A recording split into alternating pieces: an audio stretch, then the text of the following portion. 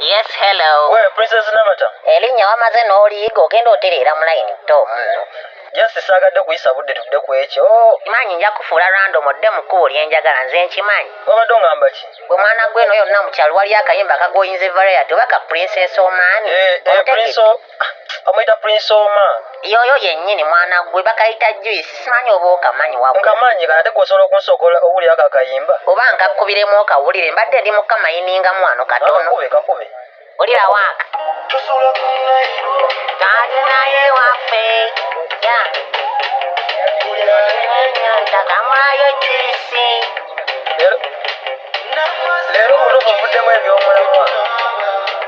Ne ku tip-top kwe bali baba bayita baani. Bagiyita Tani Teen Nation. Butuufu abaagala Namata beetaaga ne bakolamu challenge mu kayimba ako bagende ku page yayo giwandikewo awo wansi wansi.